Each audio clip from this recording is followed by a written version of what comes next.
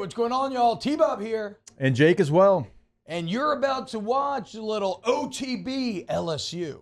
We're going to give you all the latest, greatest between LSU football, baseball, women's basketball, softball, and everything in between. Bottom line, if you want to talk Tigers, keep it locked, subscribe, like it. All right. So the Bayou Splash took place over the weekend. And, of course, this was the big recruiting shindig after the July dead period. This is a kind of final chance before the season starts to get in front of some of the biggest recruits in the entire nation. A very busy weekend as well, as pretty much every recruit was like, oh, they're at LSU Thursday, and then like Auburn Saturday or Texas Saturday. So everybody's trying to get people to go, and LSU got a lot of people there, and they actually gained a commitment. And it's from 2026 three-star offensive lineman Jalen Chapman out of Warren Easton. He's about 6'2", 265 right now, young cat. Cat feels like a sinner in the making to me, but he said, quote, Coach Brad, talking about Brad Davis, Coach Brad was the final piece of the puzzle. He's the one who I'm going to be on with early morning and long nights trying to win the Joe Moore Award and a national championship with. He's going to be my coach and a mentor, and he can develop me to be the best. Now, you know, some people, again, you get obsessed with stars, so Jalen Chapman, three-star, yes, but listen to the offer sheet. Picked LSU over Bama, Oregon, Arkansas, USC, and Tennessee. So some of the top in the entire state. But look, you know what I was thinking, Jake, about this weekend? It's almost, and look, according to like all of the recruiting experts, it was a strong weekend for LSU.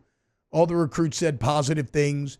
I thought it was very interesting that a word that is constantly popping up in everybody's mouth is family.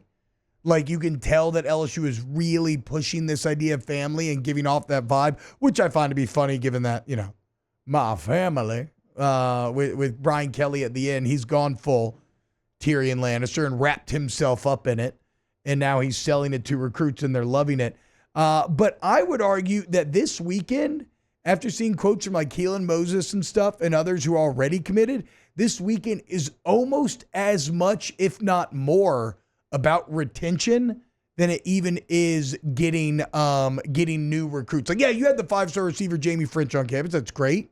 You had Anquan Fagans on campus. That's great. But I think it's also about maintaining all of the great guys you already have by showing them, look, we still love you. We're committed, you know, we're excited. Look at your teammates are going to be, and just kind of reinforcing that why they made that original decision to commit to LSU. Yeah, you had so many people commit early to this class that you have to kind of remember, okay, yeah, they're committed, but we still have to recruit them. And you and I have gone through the process. You know exactly what I'm talking about. Like, you don't necessarily have to have, you know, every single day a phone call, because that gets annoying as well. But you still have to make sure that you're doing your due diligence and checking on them and asking how things are going and making sure that, you know, everything that they want and need is taken care of, because just because they committed a year ago doesn't mean you don't have to recruit them. And so I agree with you. This weekend was probably, hey, let's solidify some of those guys that we've had committed for a long time. Let's show them some love. And then we've got 2, 3, 4 guys here that we're trying to get in this class, and who better to represent LSU than the guys that have been committed for a year. And I thought another kind of heady play, so it's mainly made up of 2025 guys. And then you have a few of the elite 26 guys, including, of course, Jakeem Stewart, like who's we're going to talk about probably for the next 2 years.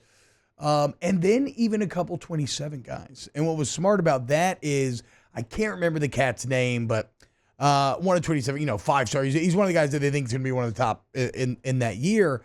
And he was kind of not overwhelmed, but I think he took a lot of personal pride and satisfaction in being invited to an event with older guys who were already so proven, right?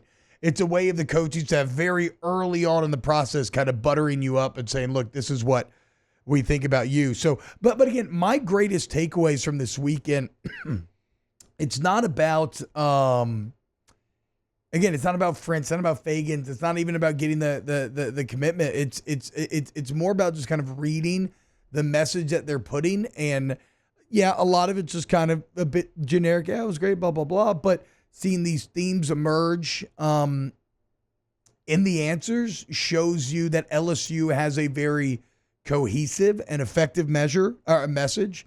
And it's about family. It's about developing you, not just as a football player, but also obviously like in the classroom, but then also the ability to become an icon, right? The stage that LSU can set you up for life going forward. And I think the other thing about it is I think they've really assembled a hell of a staff.